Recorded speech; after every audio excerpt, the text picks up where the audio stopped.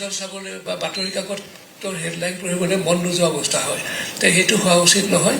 সেইকাৰণে সাংবাদিকসকলৰ প্ৰতি মোৰ কাতৰ অনুৰোধ যে যিটো সাংবাদিকতাৰ এথিক্স আছে সেইটো মানি চলিব লাগে। তাৰ কাৰণে প্ৰতিযোগিতাৰ কথা নুঠে। সিদিনাখন সাধাৰণ কথা এটাতে উদাহৰণটো ধৰ্মেন্দ্ৰৰ মৃত্যু হ'ল বুলি এটা চেনেলে একেবাৰে মানে ফাটাফাটি কৰি দিলে। উদ্দেশ্যটো কি যে তেওঁলোকৰ TRP বাঢ়িব, সেইটো তেওঁলোকৰ সেইটো ব্ৰেকিং নিউজ হ'ল।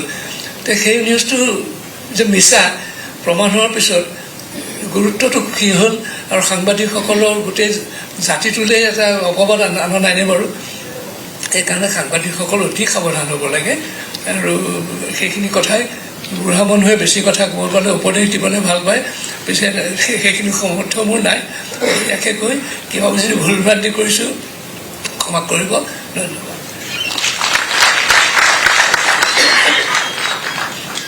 সুন্দৰ উপমাৰে অনুপ্ৰেৰণামূলক ভাষণেৰে সকলোকে সজাগ কৰা সন্মানীয় প্ৰবীণ সাংবাদিক বৰুৱাদেৱক আন্তৰিক ধন্যবাদ জ্ঞাপন কৰিছোঁ। তেখেতে ক'বৰ দৰে প্ৰথম খবৰৰ দৌৰত বিভ্ৰান্তিমূলক তথ্যই যাতে গণতন্ত্ৰৰ চতুৰ্থ স্তম্ভৰ বিশ্বাসযোগ্যতালৈ প্ৰশ্ন উঠাব নোৱাৰে, সেয়া সকলোৱে যদি চিন্তা কৰে নিশ্চয়কৈ সংবাদ ক্ষেত্ৰখনৰ সুন্দৰ হৈ থাকিব আৰু সকলোৰে বাবে উপকাৰৰ হৈ থাকিব। পৰম শ্ৰদ্ধাৰ সুধীবৃন্দ, আমি এতিয়া আজিৰ অনুষ্ঠানৰ মধ্যমণিৰ ভাষণ শুনিবলৈ আমি আগবাঢ়িম। আপোনালোকে সকলোৱে ইতিমধ্যে গম পাইছে আজিৰ অনুষ্ঠানৰ নিৰ্দিষ্ট বক্তাৰ আসন অলংকৃত কৰি আমাৰ মাজত উপস্থিত আছে বিশিষ্ট সাহিত্যিক, ঔপন্যাসিক, বিশিষ্ট শিক্ষাবিদ সন্মানীয় অধ্যাপক ডক্টৰ ধ্ৰুৱজ্যোতি বৰাদেৱ। কিছুমান ব্যক্তি আছে কেৱল এটা কামত লাগি থাকে, কিছুমান ব্যক্তি আছে কেইবাটাও কামত জড়িত হৈও সুকলমে প্ৰতিটো কামেই চলাই নিব পাৰে।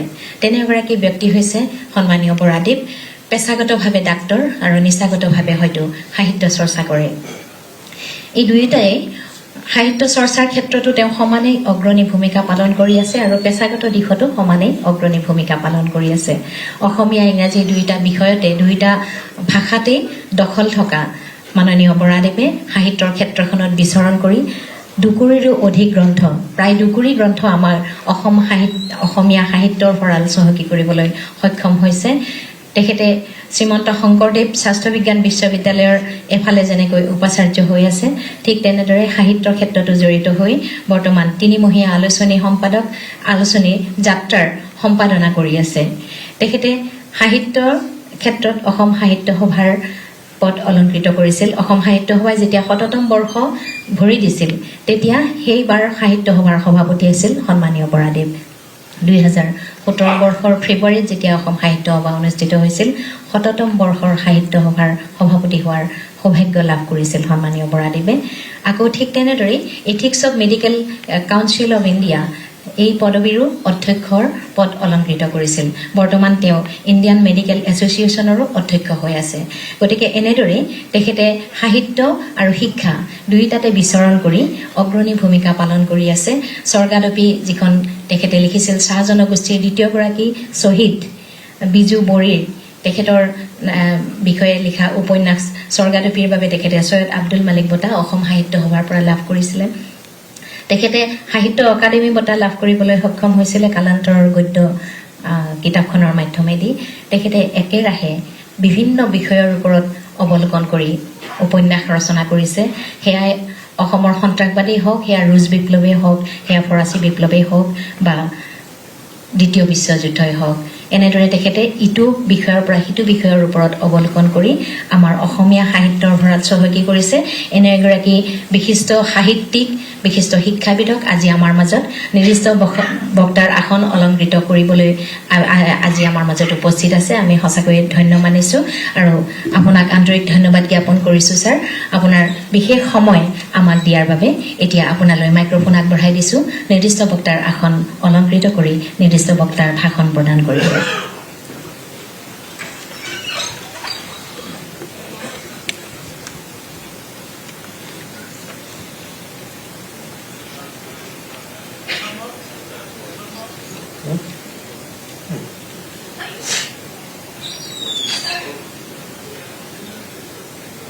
প্ৰথমলৈ সকলোলৈকে মোৰ আন্তৰিক শুভেচ্ছা আৰু আজি এই সুন্দৰ ৰাতিপুৱাৰ সুপ্ৰভাত জনালোঁ।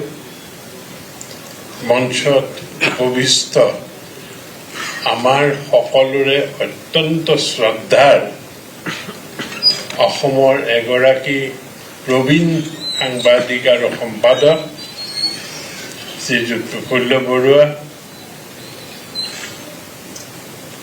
আৰু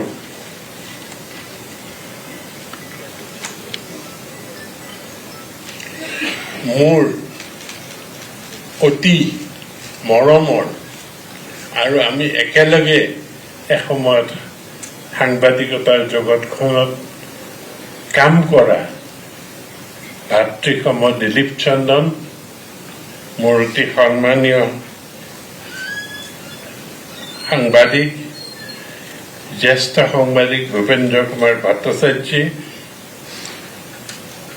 অসমৰ মাননীয় অতিৰিক্ত মুখ্য সচিব শ্ৰীযুত মুকেশ সাহু ডাঙৰীয়া, বিভাগীয় আয়ুক্ত সচিব, আমাৰ সকলোৰে প্ৰেছৰ মানুহখিনিৰ অত্যন্ত চিনাকি কুমাৰ পদ্মপাণি বৰা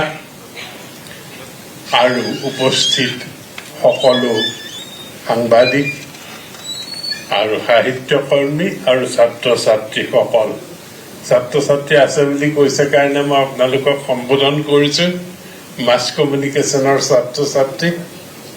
স্বাভাৱিকতেই প্ৰেছ ডেটো আপোনালোকৰ ভৱিষ্যতে নিজৰ দিন হৈ পৰিব। মই এটা কথাত বৰ ভাল লাগে যে অসমীয়া সাংবাদিকতাৰ যেতিয়া ১৫০ বছৰীয়া ইতিহাসখন উলিয়ালে, আমাৰ অধিকাৰী মেলাহত আছিল সেই গোটেই প্ৰকল্পটোৰ লগত জড়িত, তাতে অকণমানকে হলেও মোৰ নামটো সাংবাদিক হিচাপে আছে। যিহেতু মই সেই সময়ত এটা সময়ত আজিৰ সময় বুলি এখন আলোচনী সম্পাদনা কৰিছিলো প্ৰায় ৪.৫ বছৰ কাল।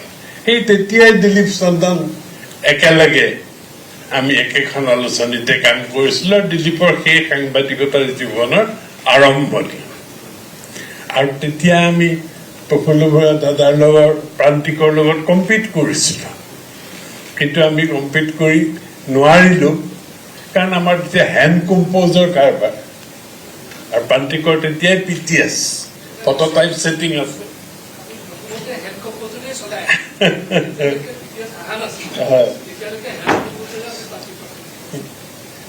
তেনেকেই তেতিয়া আৰম্ভ কৰা হৈছিল। সাংবাদিকতাৰ আজি টেকনলজি ইমান পালেহি যে আজিকালি 10 কপি কিতাপ উলিয়ালেও বহুত সস্তাত সুন্দৰকৈ উলিয়াব পৰা এটা অৱস্থা হ'ল। আৰু 10 কপি কিতাপ উলিওৱাৰো গুৰুত্ব আছে। যি নহওক, আজিৰ এই আলোচনাত এটা বিষয় ধৰি দিছে, সেই বিষয়টো অত্যন্ত গুৰুত্বপূৰ্ণ।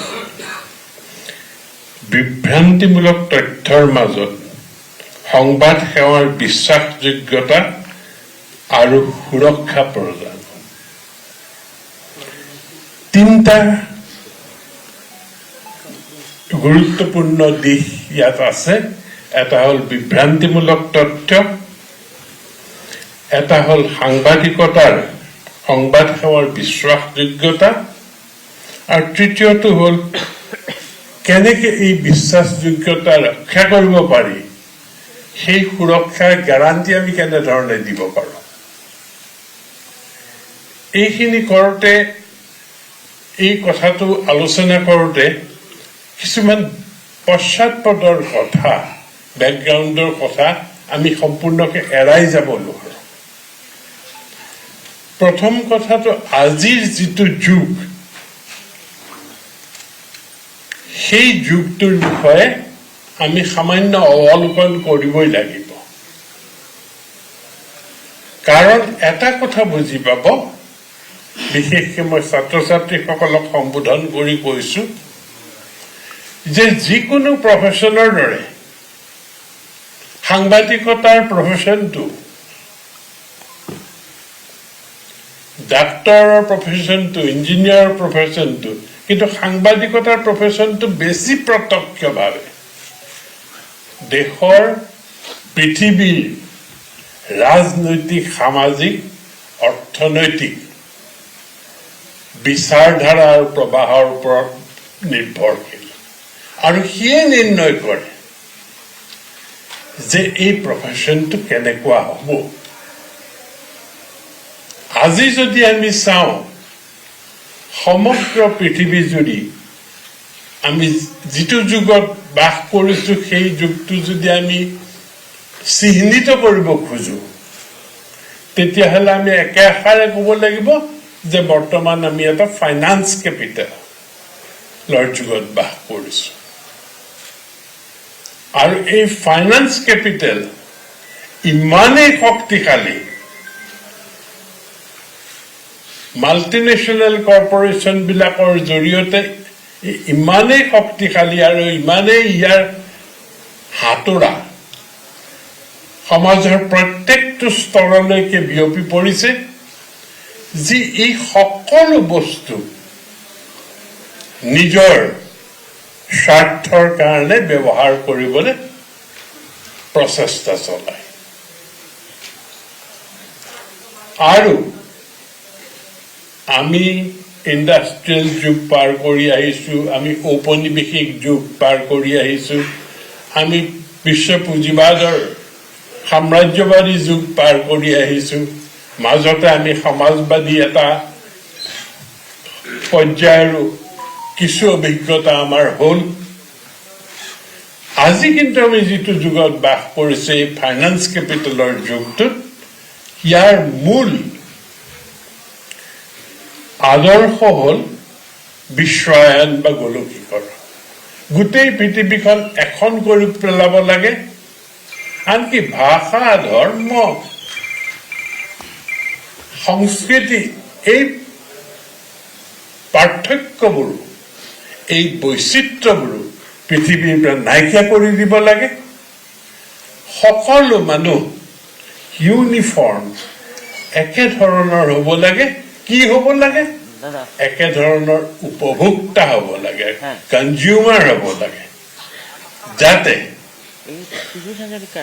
এই গোলকীকৰণৰ এই অৰ্থনীতি, বিশ্ব অৰ্থনীতিত তেওঁলোকে এটা কনজিউমাৰ হিচাপে থাকিব পাৰে, কনজিউমাৰ হিচাপে এটা ভূমিকা গ্ৰহণ কৰিব পাৰে। আৰু আমাৰ জেপে জেপে থকা মোবাইলটোৱেও সকলো সময়তে কিন্তু সেই দিশলৈকে আমাক লৈ গৈ আছে। সকলো সময়তে সেই দিশটো বুজিব লাগিব। সেইকাৰণে পশ্চিমত, বিশেষকৈ ইউৰোপত আমাৰ দৰে অনবৰতে মোবাইল পিটিকি থকা, গেম খেলি থকা তাত খুব কমেই দেখা পাব। কাৰণ তেওঁলোকে ইতিমধ্যে বুজি উঠিছে যে এই মোবাইল হয় তথ্য ভাণ্ডাৰ হয়, ইমিডিয়েটলি আমাক তথ্য আনিব পাৰে, পৃথিৱীৰ বহুত কথাই আমি গম পাওঁ লগে লগে, খুব ভাল কথা, এইবোৰ চব কামত লগাব লাগিব। কিন্তু সেই বস্তুটোৱে যাতে আমাৰ জীৱন নিয়ন্ত্ৰণ কৰিব নোৱাৰে। আসাম টক্স, আপোচবিহীন অসম কণ্ঠ।